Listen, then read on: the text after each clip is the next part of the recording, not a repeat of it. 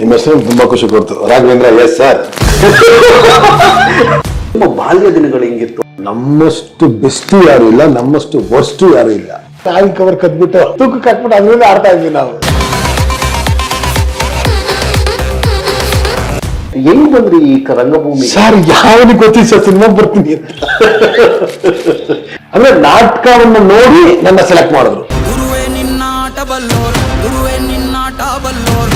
ತಮ್ಮ ಮೊದಲನೇ ಸಿನಿಮಾ ಅದ್ರ ಬಗ್ಗೆ ಹೇಳೋದಾದ್ರೆ? ಆಕಾಶ್ ಪಿಕ್ಚರ್ ಮಾಡಿದ್ದೆ ನಾನು. ಒಂದೆರಡು ಮಾತು ಗುರುಪ್ರಸಾದ್ ಬಗ್ಗೆ ಹೇಳೋದಾದ್ರೆ? ಸರ್ ತುಂಬಾ ಒಳ್ಳೆ ವ್ಯಕ್ತಿ ಸರ್ ಅವರು. ನೋಡಕ್ಕೆ ಗುರುಪ್ರಸಾದ್ನ ಹೊರಗಡೆ ಒಂಥರ, ಬಟ್ ಒಳಗಡೆ ಹಣ್ಣೆ ಬೇರೆ.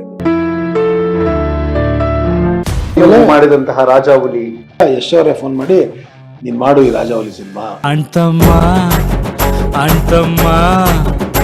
ಯಶ್ ಬಗ್ಗೆ ಹೇಳೋದಾದ್ರೆ ಸರ್? ಅವ್ರ ಡ್ಯಾನ್ಸ್ ಗೊತ್ತಿತ್ತು, ಫೈಟ್ ಗೊತ್ತಿತ್ತು, ಆಕ್ಟಿಂಗ್ ಗೊತ್ತಿತ್ತು, ಎಲ್ಲಾನು ಒಂದ್ ಕಡೆ ಹಾಕಿ ಅಕ್ಯುಮುಲೇಟ್ ಮಾಡಿ ಬಿಟ್ರು ಹೀರೋ. ಎಲ್ಲ ಹೀರೋಗಳಿಗೆ ಕೊಡುವಂತಹ ಸಂಭಾವನೆ ಬೇರೆ ಇದ್ರೆ ಕಾಮಿಡಿ ಆಕ್ಟರ್ಸ್ಗಳಿಗೆ ಕಮ್ಮಿ ಕೊಡ್ತಾರೆ, ಜಾಸ್ತಿ ಕೊಡ್ತಾರೆ ಅನ್ನೋದು ಅದು ನನಗೆ ಗೊತ್ತಿಲ್ಲ ಸರ್. ಮಾರ್ಕೆಟ್ ಅಲ್ಲಿ ಏನಿರುತ್ತೆ ಅದೇ ಇರುತ್ತೆ ಸರ್.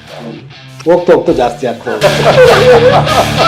ಯಾಕೆ ವೀಕ್ಷಕರು ಕಡಿಮೆ ಆಗ್ತಾ ಇದ್ದಾರೆ? ಸೊ ಇದಕ್ಕೆ ಯಾರೋ ಒಂದು ಸೊಲ್ಯೂಷನ್ ತರಬೇಕು ಅಂತ ನನಗೆ ಅನಿಸುತ್ತೆ.